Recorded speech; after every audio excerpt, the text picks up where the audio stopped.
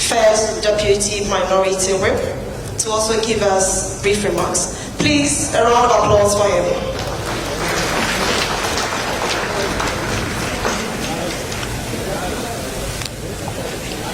Thank you. Right, Honorable Speaker of Parliament of the Fourth Republic, in Parliament of the Fourth Republic, Nana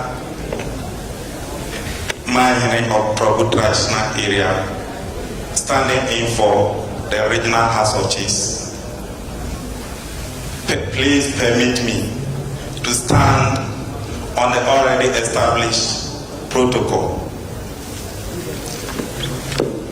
Mr. Speaker, we have every thing to thank God for today.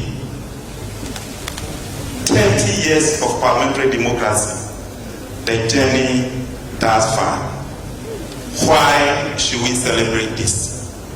There is every reason to celebrate today. Mr. Speaker, the first republic lasted for only 6 years. The second republic lasted for 27 months. The third republic lasted for only 27 months. And the fourth republic is 30 years old and still counting. Like biblical David will ask you, is there not a cause? There is a cause, and there is every reason to celebrate 30 years of parliamentary democracy. Mr. Speaker, and I'm also happy that today we are celebrating the 30 years in the Bono regional capital. Many may not know, in 1992, 7 January, when the first republic, Fourth Republic Parliament was being inaugurated, we have only 2 former members of Parliament with parliamentary experience. And one of them happened to come from the Bono Ahafo region. And that is the Honorable J. Osakampo. Mr. Speaker, the Bono region has comparative advantage of producing leaders and great leaders. What we started in 7 January with J.H. Osakampo as the majority leader and with parliamentary institutional memory, training the other 199 parliamentarians is what has lasted for 30 years and we are still counting. So if I say we have every reason to celebrate today, Mr. Speaker, the Bono region led by the acting regional House of Chiefs, the president of the regional House of Chiefs, will tell you we set to celebrate the 30 years of parliamentary democracy. Having said that, Mr. Speaker, permit me to say that we did not choose democracy just for the concept's sake, but we chose democracy to enjoy the democratic dividends. And for us to continue to enjoy these democratic dividends, elected leaders must deny ourselves of self-comfort. It is not only in the Bible that Jesus said, unless a man deny himself of self-comfort, he will not enter the kingdom. Politically, if leaders don't deny themselves of the political and luxurious comfort, we cannot achieve democratic success and enjoy democratic dividends. Mr. Speaker, why am I saying this? The same 30 years ago, where I stand, was a technical school. Mr. Speaker, little did I know that in future I will be elected to go to Parliament and to assist for Parliament to legislate to convert the technical school into a university. So if anybody say that, oh, democracy has not brought us anything, that person might not understand what they are saying. Democracy has given us a lot of democratic dividends. A case in point is what I've pointed out to you. In 1996, 1992, this place was a technical school. In 1996, when we were in secondary school, it was still a technical. In 2000, it was changed. In 2016, it was changed again. But the act was passed by Parliament.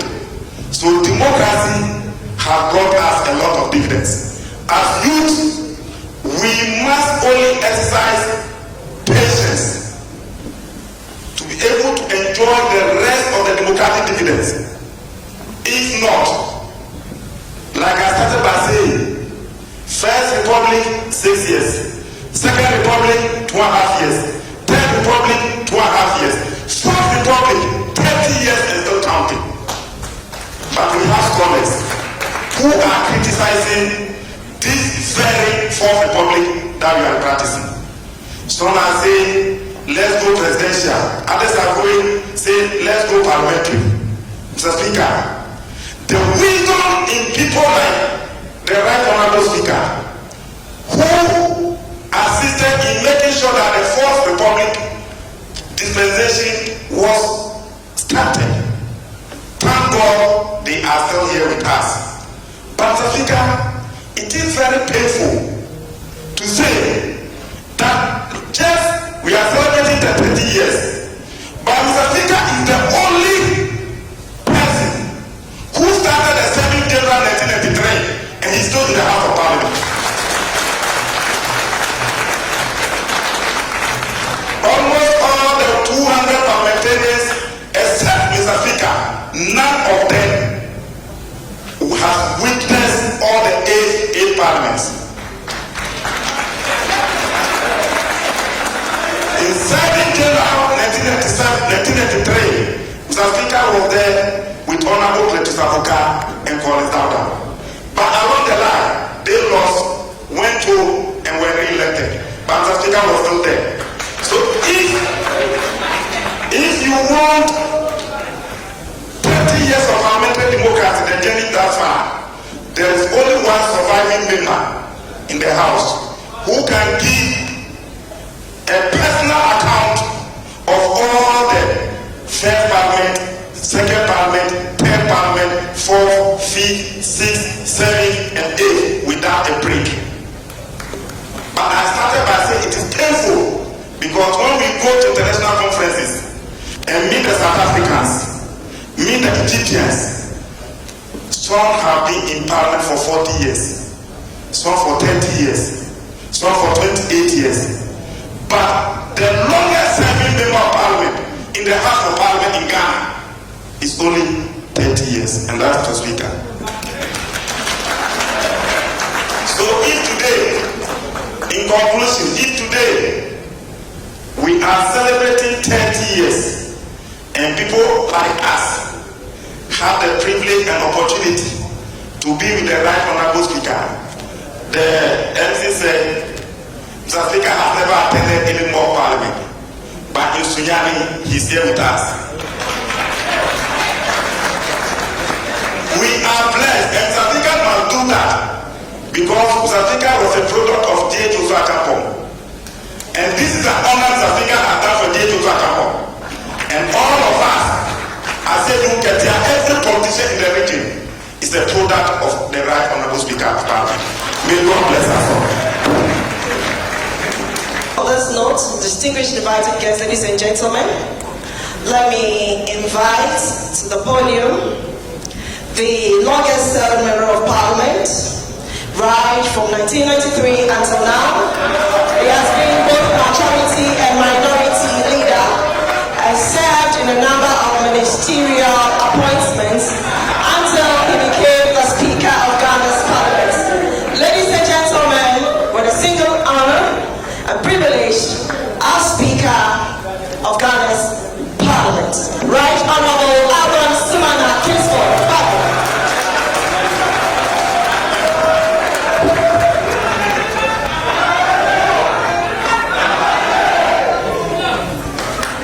Thank you so much. Be seated, be seated, be seated.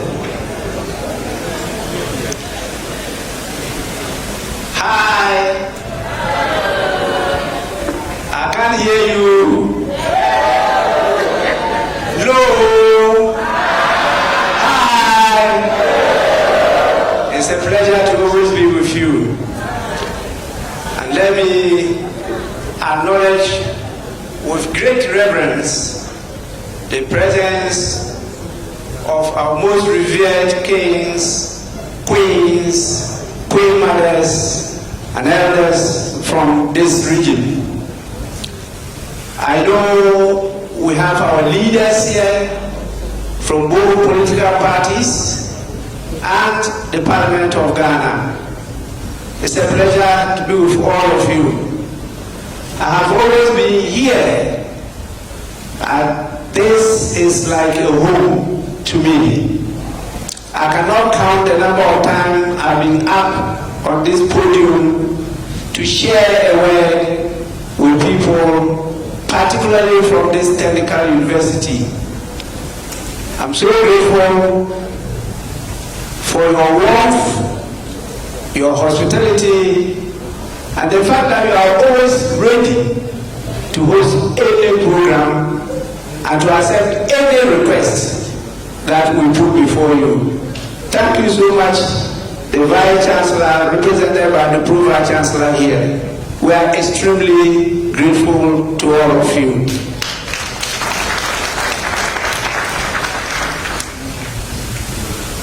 As you've been told, this is not one of the events I attend.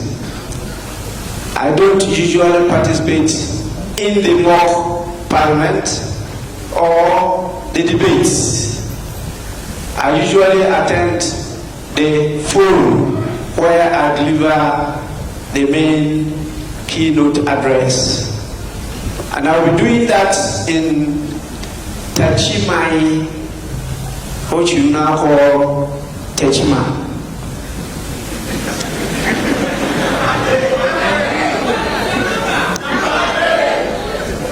Yes, the first settler's name was Tachi, and that's Tachimai. Now you call it Techima. Just like how here is not Sunyani. This is not the name of this great city. It's not Sunyani. And that's homework for all of you.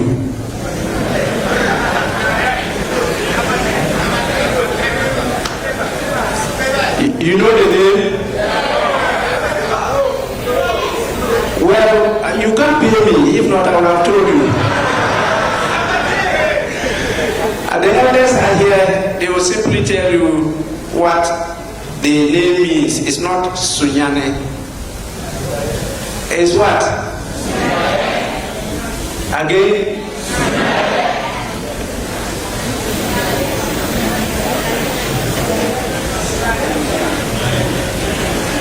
I heard somebody get it right here. Yes. Which means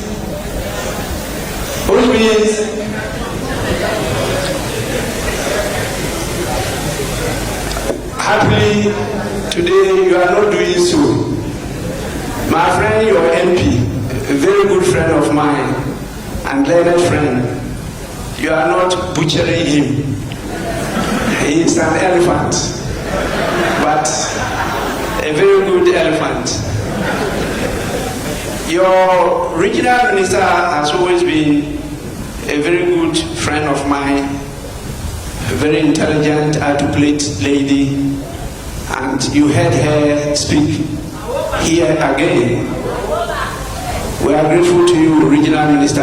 Anytime I'm here, I do admire you a lot. Not with any inclinations, no.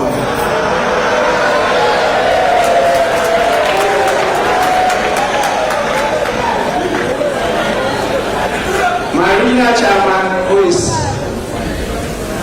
a former ambassador and one of the great cadres, are those who have made it possible for us to entrench, not yet, to consolidate democracy in Ghana. It's not yet entrenched, and we're moving towards there. You understand why I decided to place a great premium on the celebration of the 30 years of parliamentary democracy in Ghana. I I myself am a living evidence of the 30 years of democracy in Ghana. I've lived through it. I've experienced it. I have felt it. And he who feels it knows it better. For us in Parliament, we don't take this achievement lightly. You've already been told by earlier speakers that Parliament is the evidence that democracy exists in the society. There is no democracy anywhere without Parliament. Governments do come and go. They can be in any form. But to have democracy, you must have Parliament. Unfortunately, the parliaments could be performing well, but anytime the people are dissatisfied, they rather blame the parliament and usually do away with the parliament. We just experienced the recent happening in Kenya.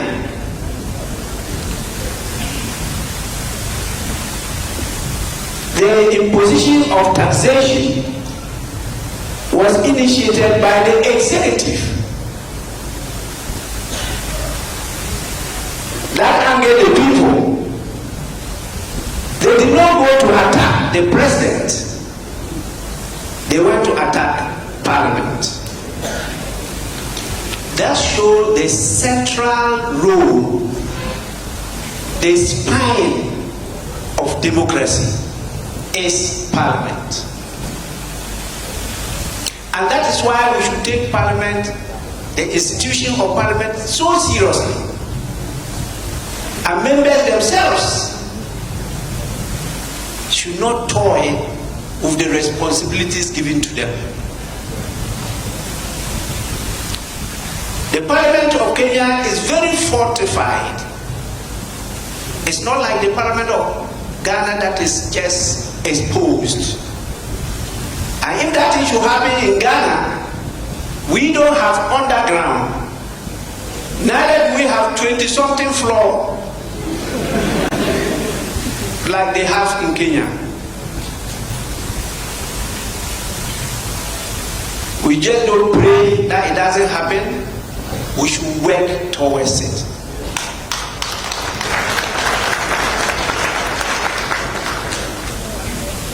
Politics is about service. That is all what it's about, service. And Honorable Ahmed Ibrahim has emphasized this issue. But there's one key issue I'll raise, and I decided to raise it in Techima. That was referred to by our illustrious king, representation. Because of the experience we've had as a country, starting with parliamentary democracy, the Westminster's time in 1957 to 1960. That is a different system from the executive type of the Anglo-Saxon model, which is practiced in America. And that came during the Bushian era. They also went back to parliamentary democracy. But 1957 to 60, our first president, Dr. Kwame Nkrumah, transformed it into executive presidency. So we experienced the American model. And so when Bushian came, he went back. Because one of the biggest challenges we must surmount as a country is the differences between these two parliaments and the two personalities that led, at least in our history books, our emancipation from colonialism. Dr. Kwame Nkrumah and Dr. J.B. Dankwa. Dr. J.B. Dankwa came from a class society of royalty and was sponsored to go and study law in the United Kingdom, which is a class society of kings and queens. Dr. Kwame Nkrumah grew up from the rural village, ordinary family, became a teacher, transformed himself. He was not sponsored. He went through a ship, towed away, and went to the United States of America. No class society. He studied 10 years. J.B. Dankwa also studied 10 years. And so this one was there from 1935 to 1945 in the United States of America. J.B. Dankwa was there from 1917 to 1927 in London. Different systems. And so when they came back to lead us, they showcased these systems. And that is the beginning of the division of our politics in Ghana. This is free. You can't get it in any book.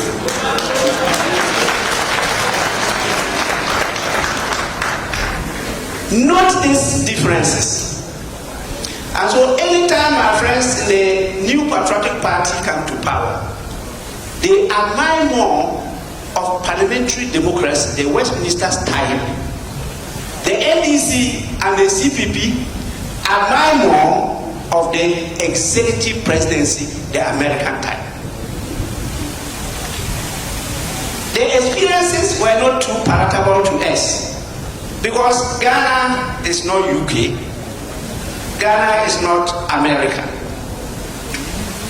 So we decided that because we have now been transformed, let's try to put all together and add our own traditional system. So we have a hybrid model of 3 systems. During the period of the transition from the PMDC to the NDC, the time was so short that those who went to the Constitutive Assembly could not get the Balancing Act well. And so some of the challenges we are experiencing today. That is why when we get such milestones, like 30 years, it's very important for us to sit down, retrospect, examine our life, and see which better path to chart.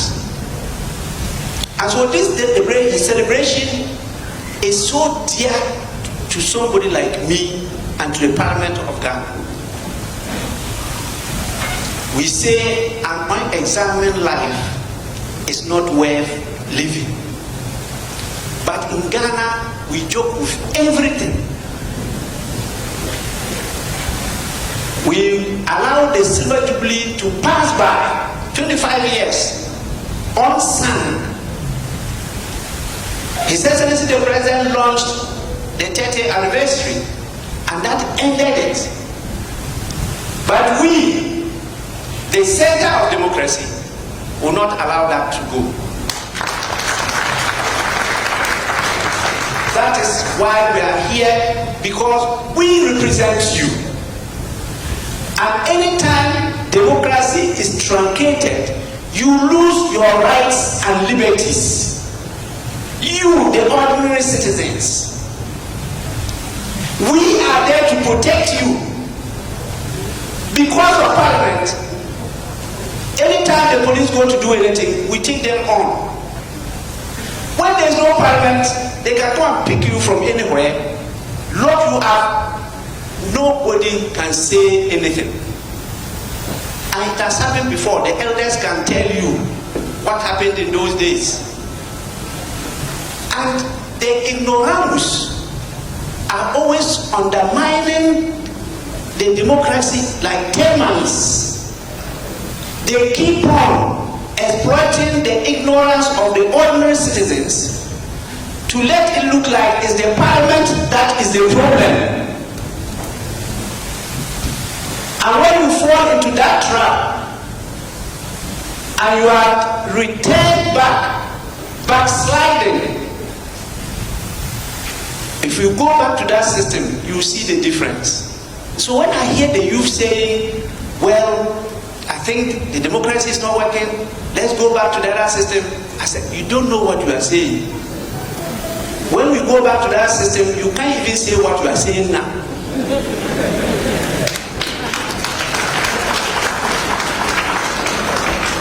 So it's very important that we reach out to you, draw your attention to some of these things, and let us think through again, what are the challenges we are meeting? Then we find solutions to them and move forward. Because fail is first attempt in learning. F-A-I-L. First attempt in learning. There's no failure in life. There are only lessons to be learned. And so please, we will just give you the head notes. But when you go, sit and meditate. The challenge we have, which I will emphasize here, because we've done some in other regional capitals, from Tamale to Takoradi to Ho. We are here today. Tomorrow we'll be in Techiman, we'll be in Kumasi, and we end up in Accra. We have not been able to handle the issue of representation well in our system. I've given you the two models. In the two models, the American model allows the members of Congress, the House of Representatives, to represent the interests of the people. So when you are in Parliament, you are representing the people who voted for you. That is paramount. So you can vote against your government's policy or decision. Nothing happens to you. Because it is against the interest of the people who voted for you. In the British system, they represent the parties. So you dare not vote against a party position. The party will deal with you and you'll be removed from Parliament. In Ghana, whose interest does the MP represent? Is it the party or the constituents? But the parties don't vote for him. It's the constituents who vote for the MP. And truly, my colleagues are here, they can share their experiences with you. The contribution of the party, apart from giving you the platform, is very minimal. The MP has gone to mobilize the resources to campaign, to win, to convince you to vote for him or her. Yet, when the MP is in Parliament, they don't even want him to use his own conscience. The parties come to try to dominate him and dictate to him what he should say on the floor and where he should vote. That is why in our standing orders and that of the United Kingdom, you don't even need to know or participate in the debate, once you come and it's voting time, you just ask your colleague and say, oh, we are voting this place. You just vote. You don't question it. We have not been able to balance it well. So the MPs are always in trouble.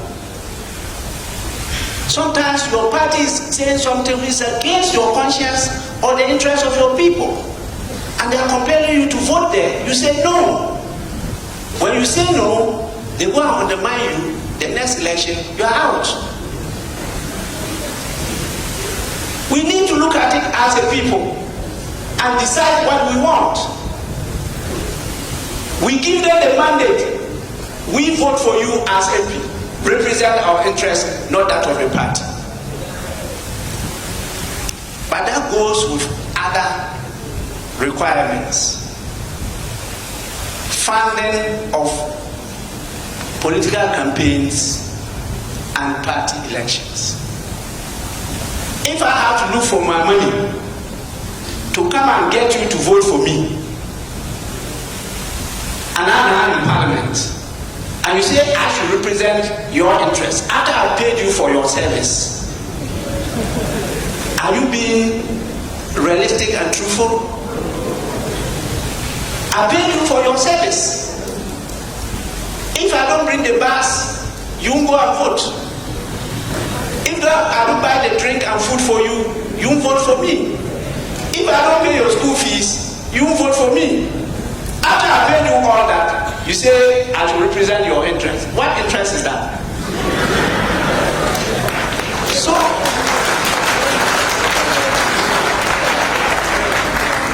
we must get these things right and stop the blame game. If we are interested in getting the MPs to represent us in Parliament, you must also be interested in contributing towards the cost of getting him there. In Rwanda, no MP pays anything for any service. It's taking over. And so they go in the bus and they meet the people like you are here, put across your policy, and he also put across, you debate over it, and they choose one. So when the person is in Parliament, he has no option, no alternative than to represent you. And so you can keep on changing your MPs, but you always get the same results because of the system. You can on every day, cabin, talk, insult, but you get the same thing. That is why this young man in Kumasi, he was a mayor before he came to Parliament. Honorable Kofi Juma said that even if you bring somebody from heaven to be a political leader in Ghana, the person will be corrupt.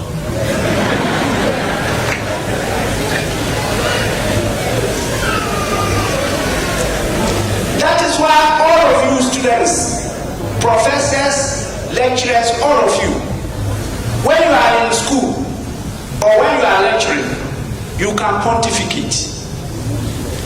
When you come inside there and you meet the realities, then your colleagues start asking, what has happened to you?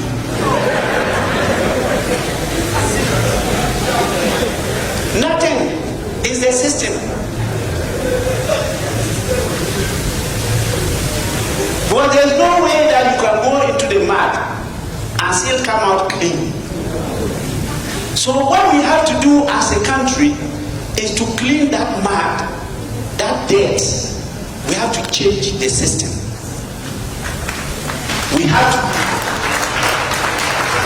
If we want to have good governance in Ghana, we have to overhaul the whole system.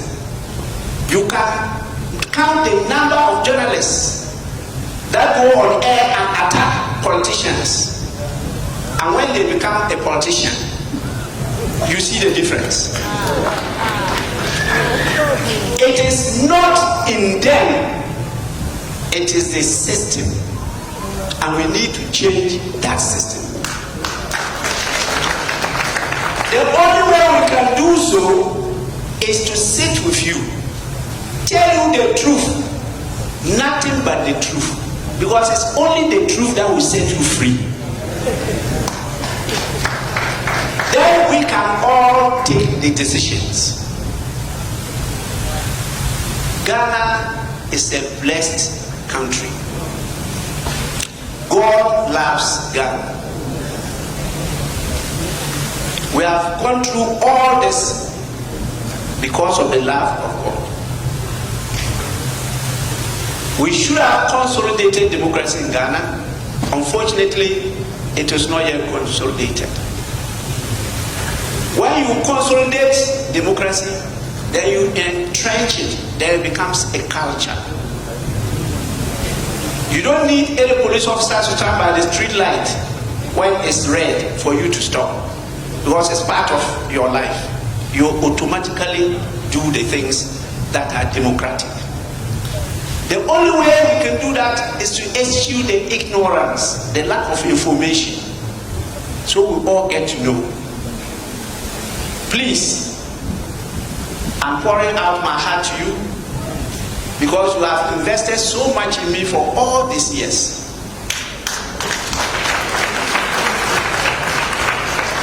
It's not because I know better than all the rest.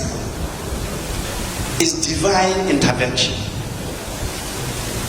And I don't abuse it. I'm forever grateful to Almighty God for giving me this opportunity. And to you Ghanaians for the love, the loyalty, the commitment, and your support. I'm 32 years now in the same house.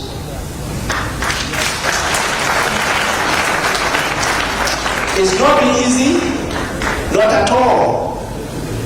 Because serving the people, to serve your family is almost an impossibility. You know what you do. You just go to your MPs, knock the door, and sometimes you even want to go into the bedroom. Early morning, there's a long queue. Till midnight, no rest. And you dare not say that the money is finished. Yet, if you move out and they say that MP you went to is corrupt, you'll be the first to insult him. But you know his salary. Ghana's parliament is the poorest paid parliament. The figures are there. Some of you who think that life is about dishonesty, I'm not part of that. There's a research and the figures are there. The MPs, as you see them, none of them earns up to $2,000 a month.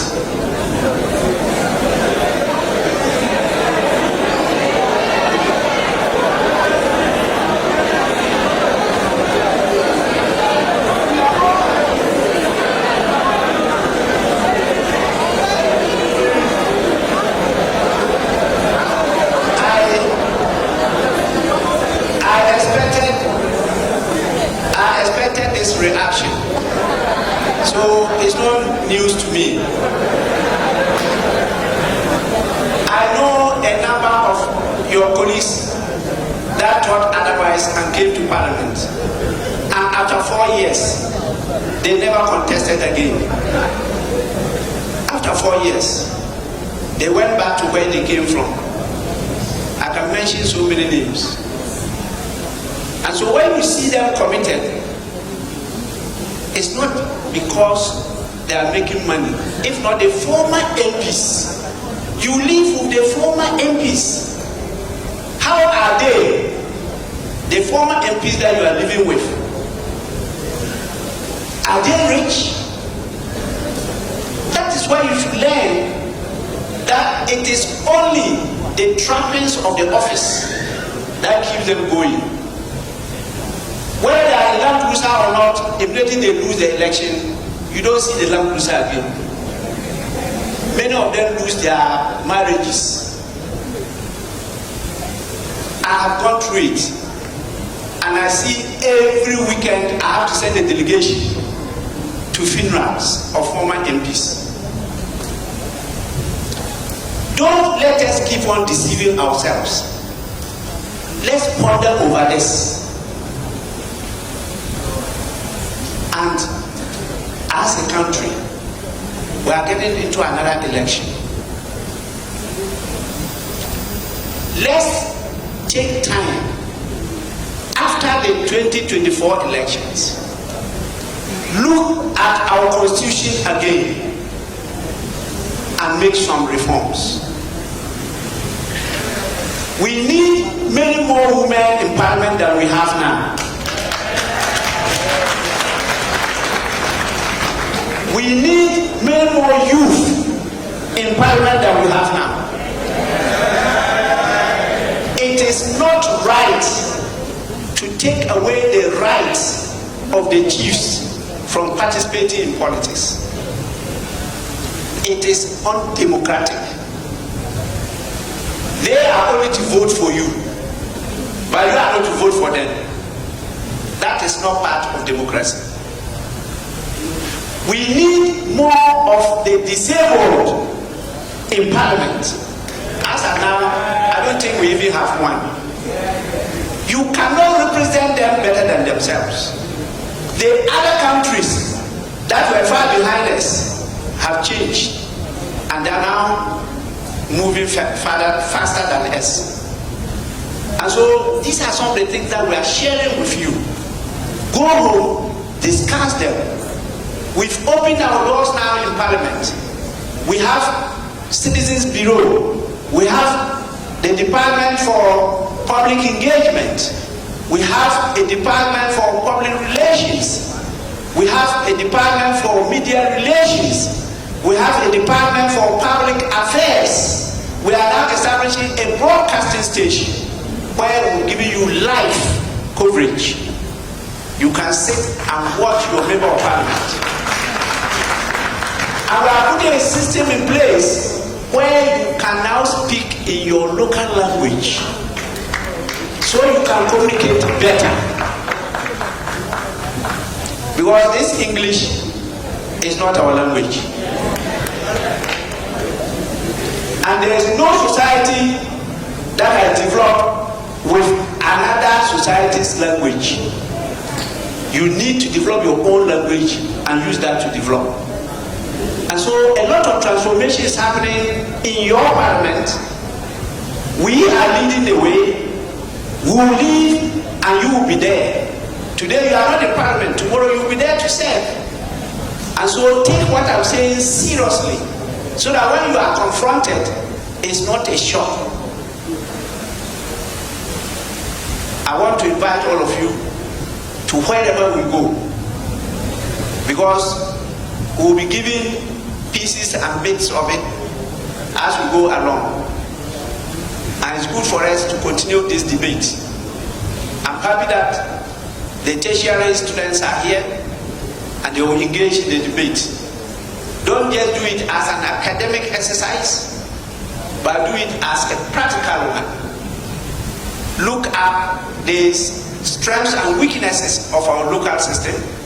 I adore it a lot. The traditional system is democratic. Whoever told you that the traditional system is undemocratic doesn't understand democracy. If it had been so, British would have been the West, because they have a king and a queen, and you know what happens over there. But they say they are democratic. Here, because we have our kings and queens, they try to deceive that we are undemocratic. No queen or king is allowed a free range. They are here, they can testify. They have checks and balances. Democracy is about limited government. Limited government. And so, I want to take this opportunity to thank all of you for coming, and be assured that your democracy, even though we are moving forward, is at a tortoise pace. We want you to move faster. We need you to be on board, and that is why we are opening the doors to all of you. I want all of you to encourage the youth to visit Parliament. We've been getting them these days in huge numbers from the institutions. They come to see what we do, and then we have a team that take them around so that you start learning. I did not learn like that until I met the Honorable Joseph Henry Osu-Mensah in Parliament.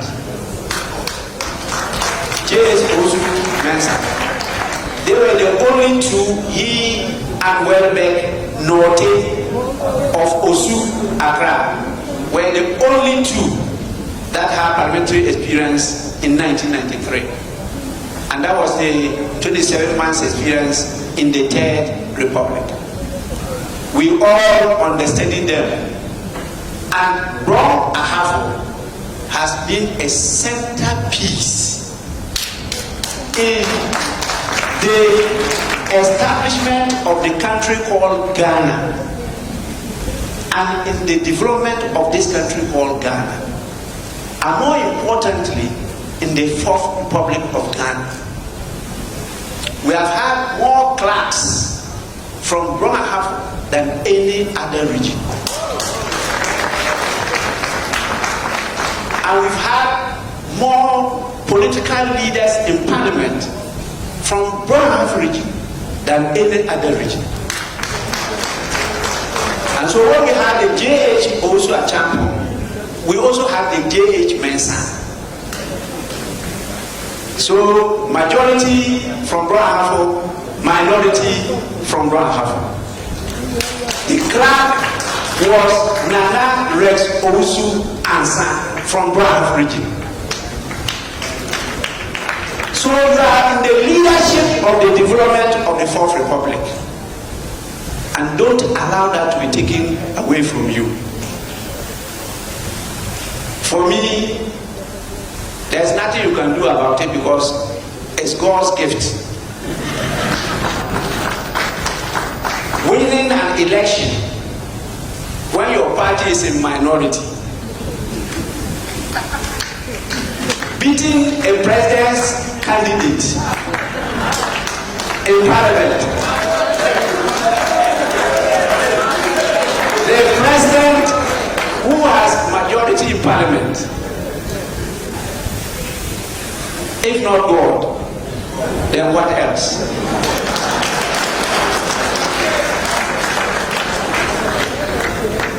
Nobody should envy me. I'm extremely grateful once again. And may the good Lord continue to bless all of us. Thank you so much for the opportunity.